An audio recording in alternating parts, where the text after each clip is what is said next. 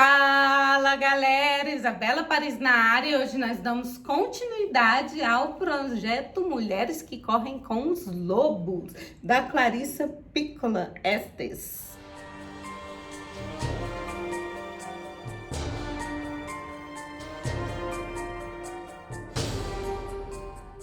Para quem não sabe que projeto é esse, eu vou deixar aqui nos cards o link para os outros vídeos deste projeto, onde a gente vai desvendando esse livro aqui de uma psicanalista que vai abordar vários mitos pra gente.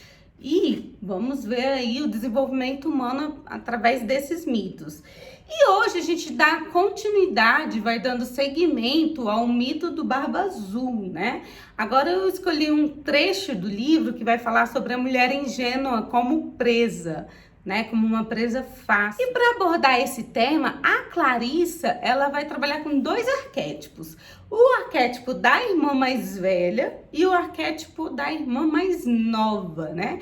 E qual é a diferença entre esses dois arquétipos? O arquétipo da irmã mais velha vai trazer pra gente aquele referencial de vivências, né? A pessoa que já teve ali, mesmo que não seja o arquétipo da anciã, que já passou por muita coisa, mas ela já teve ali um certo grau de experiência, ela já passou por coisas na vida dela, e ela pode até ter um grau de ingenuidade, mas ela olha, ela pisa com calma, ela sabe onde ela tá pisando, né? Ela tá ali com os olhos abertos, ela tá tentando entender toda a situação. Em comparação, nós temos o arquétipo da irmã mais nova, que é aqui, né, a representação da ingenuidade. E não por maldade, mas por falta de vivência, por falta de experiência, né? E aqui é importante que se diga que a gente não está falando de idade cronológica, até porque é um erro a gente pensar que quando a gente olha para um senhor de idade, a gente está olhando para uma pessoa sábia, né? Relacionar idade com sabedoria é um erro, mas é um fato que quanto mais idade uma pessoa tem, mais experiências ela já passou. E isso vai provavelmente auxiliar ali na sua tomada de decisão, nas suas escolhas e entender o universo de uma forma mais ampla, né? E aqui é um ponto importante que a gente vê no livro, é que não tem como a gente fugir, né? Todos nós nascemos dentro de uma pureza, dentro de uma ingenuidade, e é um processo, né, de amadurecimento até a gente chegar em um grau de sabedoria, né, de ser expert, vamos dizer assim, né? E aí ela faz um paralelo com lobos, né? Ou melhor, com a loba. A loba sabe que seus filhotes não têm ainda uma maturidade para discernir o que é um predador ou não, né? Ela entende da ingenuidade dos seus filhotes. E sendo assim, quando ela precisa sair para buscar o alimento, para caçar e trazer alimento para os seus filhotes, ela deixa que eles fiquem ali dentro, né, escondidinhos, e quando eles tentam segui-la, ela assusta aos filhotes. Ela rosna, ela joga eles para dentro, até que eles desistam de segui-la, né? É a forma que ela tem de protegê-los, né? E a gente vê isso também, né, quando estamos falando de seres humanos, numa grande parcela da população, a gente percebe que nós limitamos o conhecimento dos nossos filhos para tentar protegê-los, né? A gente não toca em temas tabus, a gente não fala sobre assuntos que são mais delicados, e até um determinado ponto, ok, né? Que assim seja, porque tudo tem um processo e as crianças têm o seu processo de amadurecimento. Mas é importante que, aos poucos, conforme o desenvolvimento da criança, a gente começa a mostrar os riscos reais da vida, né? A gente começa a abordar temas que são mais polêmicos. Inclusive, eu já faço um paralelo aqui com a questão da educação sexual, porque a maioria dos seus pais não abordam esses temas com seus filhos. E isso é delicadíssimo. Primeiro, pelo fato de que, se nós não temos uma educação sexual dentro de casa, muito provavelmente essa educação ela vai ser feita de uma forma muito superficial, pela internet, pelos amigos e por quem quer que seja, né? Então é importante que, por mais que os pais tenham medo de abordar esses temas com os filhos, eles abordem, porque é a partir daí que ele vai ter a garantia de que os seus filhos vão ter uma educação sexual saudável, né? Assim a gente espera. E voltando para o texto da Clarissa, né? Porque isso foi mais um parênteses, é importante dizer que nem sempre, né? Os pais, eles saíram desse papel da ingenuidade, né? Se a gente volta lá pro mito do Barba Azul, a mãe esteve junto com a filha, a mãe não se opôs ao casamento da filha, a mãe não conseguia ver o perigo no casamento da filha. Aqui quem mais vê o perigo são as próprias irmãs, né? E aí é interessante porque a Clarissa coloca que para enxergar o perigo, muitas vezes você precisa ter passado por ele, né? E se você não passou, só por uma educação, só por uma tutoria de alguém que já passou, pode te prevenir para que você não passe por aquilo, né?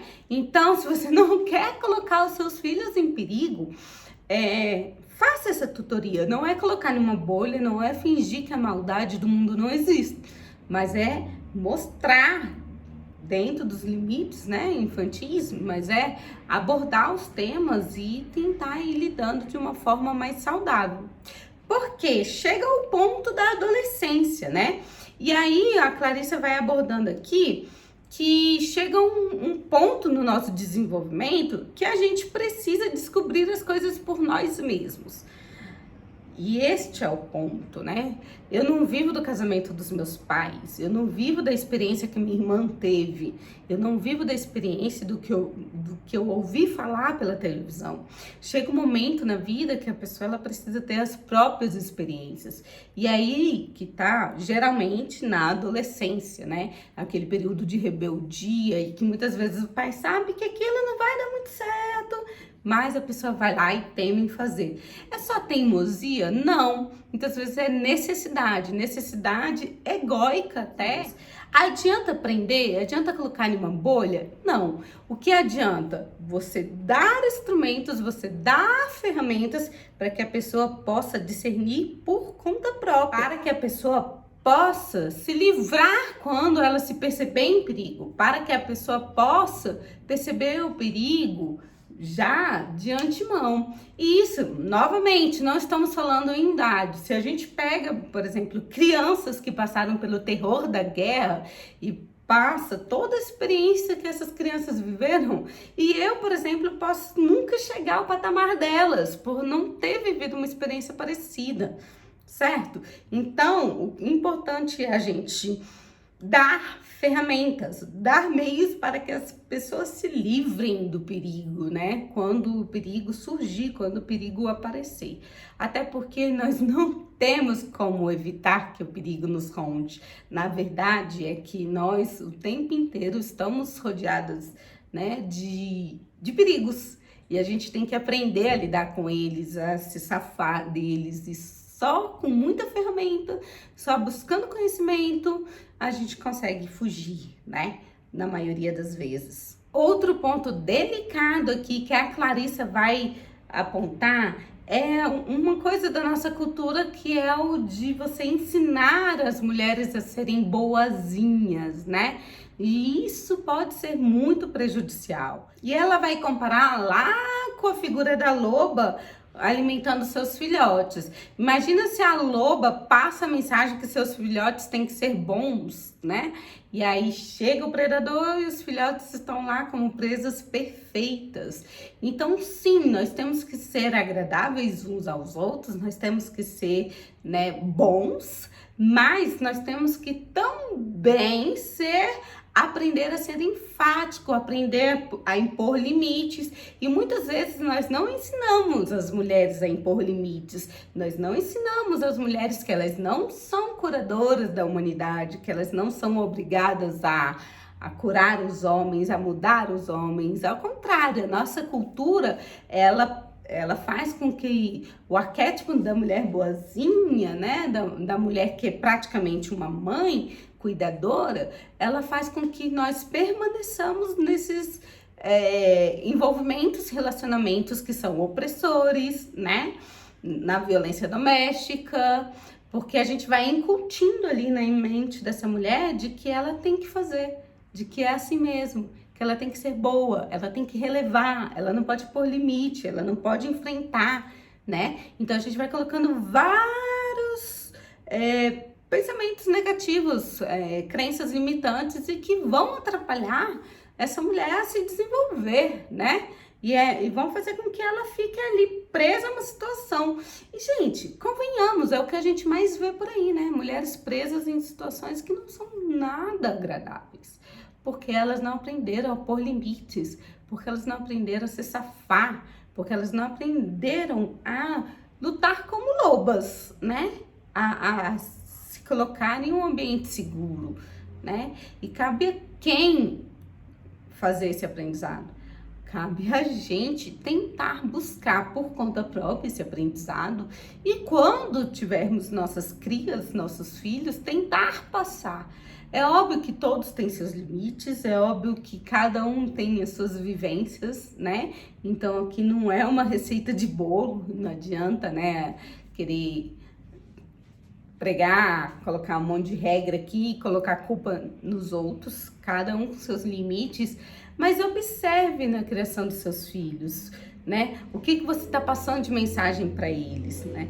Eu nunca me esqueço de uma cena de um filme chamado O Quarto de Jack, que é baseado em um livro que é baseado em uma história real chamada O Quarto, onde a menina, quando ela foi sequestrada e quando ela, depois de anos, né, ela consegue fugir do cativeiro, ela vira para os pais e fala: se eu não tivesse, né, sido sempre obrigada a ser boazinha, eu não teria tentado ajudar aquele cara mesmo contra a minha intuição e eu não teria sido sequestrada, né? Então aqui não é para colocar culpa nos pais, mas é mais para trazer uma reflexão, né? Qual é a mensagem que você está passando para os seus filhos? E a gente tem muito relato de pais que obrigam os filhos, né, a tratarem bem determinadas pessoas e se espantam quando os filhos têm alguma aversão a alguém. Cuidado! Mais do que forçar o seu filho a tratar bem alguém, observe por que será que essa criança está desenvolvendo uma aversão, né? Então não sejam vocês também ingênuos, né? Busque olhar de uma forma mais ampla, não é que condenar ninguém, mas é importante que a gente ensine valores às crianças, mas não que a gente obrigue elas a agir de determinada forma. Se as crianças, elas criam seus valores, elas sabem que elas precisam ser educadas e elas sabem que elas precisam impor limites quando o limite precisar ser imposto, né? Então precisa ir de um diálogo, né? Precisa ir de um olhar que não é só o olhar de imposição, mas é um olhar que busca um entendimento. Enfim, pessoal, são só que pensamentos aleatórios que o livro me traz, né? Não sou dona da razão. Eu vou ficando por aqui. Eu espero que vocês tenham gostado. Se você gostou, deixa o seu like, comenta, compartilha, faz aquele combo básico, porque para mim é muito importante perceber que você está vendo o meu vídeo, né? Que tem alguém aí do outro lado da telinha. E também comenta a sua visão, né? Porque aí a gente pode debater mais e quem sabe evoluir um pouquinho mais, né? Crescer, se desenvolver, tá bom? Eu vou ficando por aqui. Um beijo, um cheiro e tchau!